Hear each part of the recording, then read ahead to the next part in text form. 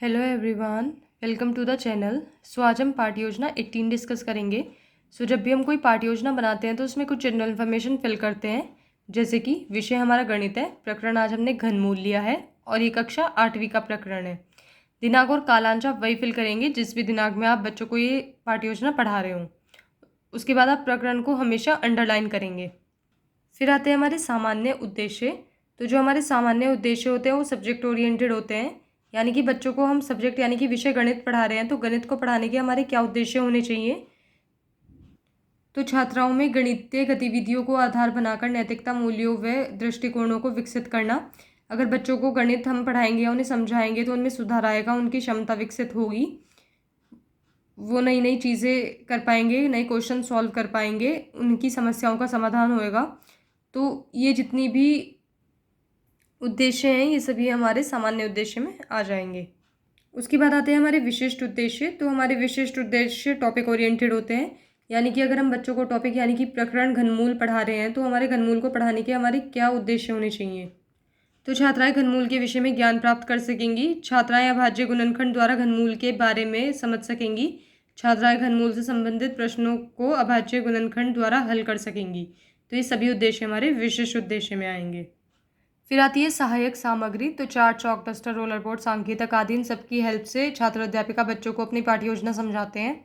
उसके बाद पूर्व ज्ञान। तो छात्राएं घनमूल के विषय में सामान्य जानकारी रखती हैं।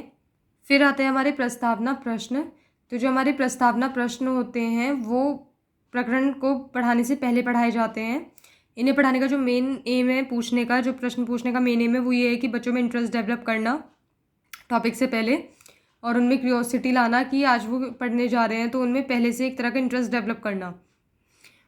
तो इनकी संख्या 4 से 5 होती है और इन्हें बनाने का एक जिगजैग पैटर्न फॉलो होता है, यानी कि जो क्वेश्चन फर्स्ट का आंसर है उससे रिलेट करके हमें नेक्स्ट क्वेश्चन पूछना है, फिर जो उसका आंसर है उससे रिलेट करके नेक्स्ट, ऐसे करते करते उन्हें हम अपने टॉपिक तक ले आएंगे। तो इसमें 2 कॉलम बनेंगे, छात्र अध्यापिका क्रियाएं और छात्र क्रियाएं। तो प्रश्न पहला है प्राकृतिक संख्याओं के कुछ उदाहरण दीजिए। तो बच्चे आराम से बता देंगे 1 2 3 4, वो उदाहरण दे सकते हैं ऐसे आराम से। उसके बाद 27 के गुणनखंड क्या है। तो 3 गुना 3 गुना 3 27 के गुणनखंड है। उसके बाद तीसरा प्रश्न है घात के रूप में आप 3 गुना 3 गुना 3 को कैसे लिखेंगे। तो बच्चे घात के रूप में इसे लिख के बता देंगे। उसके बाद प्रश्न चौथा, हम 3 की घात 3 को और क्या कहते हैं। तो हम 3 की घात 3 को घन कहते हैं। उसके बाद प्रश्न पांचवा, घनमूल से आप क्या समझते हैं। तो यह आ जाएगा हमारा संभावित उत्तर। तो जब भी हमारा संभावित उत्तर आ जाए उसके बाद छात्र अध्यापिका उद्देश्य कथन बता देंगे, छात्राओं आज हम घनमूल के विषय में विस्तृत अध्ययन करेंगे। उसके बाद हमें जब पाठ्य योजना पढ़ाते हैं तो कुछ हमें शिक्षण बिंदु तय करने होते हैं, सिलेक्ट करने होते हैं। तो हमने पहला लिया है घनमूल। तो अपेक्षित व्यावहारिक उद्देश्य, छात्राएं घनमूल के विषय में ज्ञान प्राप्त कर सकेंगी। उसके बाद नेक्स्ट कॉलम बनेगा शिक्षा अधिगम अनुभव का, जिसमें छात्र अध्यापिका क्रियाएं में सबसे पहले छात्र अध्यापिका विकासात्मक प्रश्न पूछेंगे। उसके बाद जो नेक्स्ट कॉलम आएगा वो आएगा छात्र क्रियाएं का, जहाँ पे छात्राओं के आंसर लिखे जाएंगे। फिर आएगा शिक्षण प्रविधि या विधि। तो जो भी शिक्षण विधि या प्रविधि यहाँ पे यूज़ हुई है वो हम यहाँ पे लिख देंगे। और उसके बाद सबसे आखिरी में आएगा मूल्यांकन का कॉलम। तो विकासात्मक प्रश्न पहला, 64 का घनमूल क्या है। तो बच्चे आराम से बता देंगे 4 है। उसके बाद दूसरा, घनमूल से आप क्या समझते हैं। तो ये आ जाएगा हमारा संभावित उत्तर। तो जब भी हमारा संभावित उत्तर आ जाए यानी कि बच्चे इसे नहीं बता पा रहे हैं तो फिर छात्र अध्यापिका बताएंगे कि घनमूल क्या होता है। उसके बाद जो ये शिक्षण विधि या प्रविधि है तो ये प्रश्नोत्तर विधि है, क्योंकि यहाँ पे विकासात्मक प्रश्न पूछे गए हैं और बच्चों ने उत्तर दिए हैं, तो ये आ जाएगी हमारी प्रश्नोत्तर विधि। फिर आता है छात्र अध्यापिका कथन। तो किसी संख्या का घनमूल वह मान होता है जिसे हम अपने आप से 3 बार गुना करने पर मूल मान प्राप्त होता है। घनमूल का चिन्ह इसमें बताया गया है, दर्शाया गया है, आप देख सकते हैं। उसके बाद उदाहरण दिया गया है। तो फिर जो आप इसमें वो चाहें तो और कुछ इन्फॉर्मेशन ऐड कर सकते हैं। आपको एक शिक्षण बिंदु में उतना ही लिखना है जितना आप बच्चों को पढ़ा सके आराम से। तो आपको ऐसा नहीं है कि बहुत ज़्यादा लिखना है, पेज भर देना है, जितना आप पढ़ा सके उतना आपको लिखना है। उसके बाद छात्र क्रिया में आ जाएगा, छात्राएं ध्यानपूर्वक सुनेंगी, समझेंगी तथा शामपट कार्य को अपनी उत्तर पुस्तिका में नोट करेंगी। फिर आएगी हमारी शिक्षण विधि या प्रविधि। तो ये है हमारी व्याख्या विधि, क्योंकि यहाँ पे छात्र अध्यापिका ने बच्चों को आराम से शिक्षण बिंदु अपना पढ़ाया समझाया, तो ये हम लिख देंगे यहाँ पे व्याख्या विधि। फिर सबसे आखिरी में आता है मूल्यांकन का प्रश्न। तो मूल्यांकन क्या होता है कि हमें अगर ये जानना है कि हम जो बच्चों को पढ़ा रहे हैं उन्हें कितना समझ में आ रहा है, तो हमें कैसे पता चलेगा। तो हम उनका मूल्यांकन कैसे करें, उनका इवैल्यूएशन कैसे करें। तो उसमें क्या होता है कि जो भी हमने शिक्षण बिंदु पढ़ाया है हम उसमें से उनसे कोई प्रश्न पूछ लेते हैं, तो उससे हमें पता चल जाएगा कि उनका कितना ध्यान है और हम वहाँ से उनका मूल्यांकन कर सकते हैं। तो प्रश्न है घनमूल क्या है। फिर आता है हमारा दूसरा शिक्षण बिंदु, जो कि हमने लिया है अभाज्य गुणनखंड द्वारा घनमूल। तो अपेक्षित व्यवहारिक का उद्देश्य छात्रा अभाज्य गुणनखंड द्वारा घनमूल के विषय में समझ सकेंगी।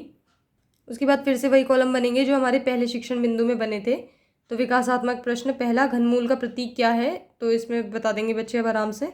दूसरा, आप किसी संख्या के घनमूल का गणना कैसे कर सकते हैं, तो यह आ जाएगा हमारा संभावित उत्तर। तो हमारा जब भी संभावित उत्तर आ जाए उसके बाद उसे छात्र अध्यापिका बताएंगे। उसके बाद शिक्षण विधि या प्रविधि, तो ये कौन सी है, ये प्रश्न उत्तर विधि है, क्योंकि यहाँ पे बच्चों से प्रश्न पूछे गए हैं और उन्होंने उत्तर दिए हैं, तो ये आ गई हमारी प्रश्नोत्तर विधि। उसके बाद छात्र अध्यापिका कथन, तो एक पूर्ण घन संख्या का घनमूल अभाज्य गुणनखंड विधि का उपयोग करके गणना करना आसान है। उदाहरण संख्या जैसे 64 है तो उसमें गुणनखंड करके बताया गया है और फिर वहाँ से घनमूल निकाला गया है, तो ये हम आराम से बच्चों को समझा सकते हैं।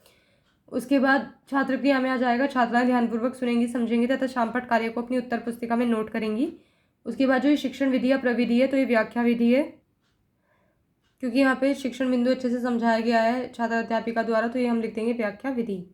फिर आता है सबसे आखिरी में मूल्यांकन का प्रश्न, तो ये है 27 का घनमूल क्या है।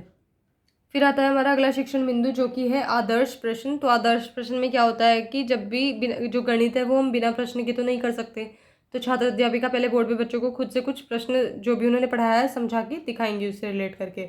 तो अपेक्षित व्यावहारिक उद्देश्य, छात्राएं घनमूल के से संबंधित प्रश्नों को हल कर सकेंगे। तो छात्र अध्यापिका क्रियाएं, पहला प्रश्न 125 का घनमूल ज्ञात कीजिए। तो जैसे पहले शिक्षण बिंदु में बताया था कि गुणनखंड निकाल के करना है, तो ये सेम वैसे ही होंगे। फिर दूसरा 729 का घनमूल क्या है, तो ये भी सेम ऐसे निकाल के दिखाया है।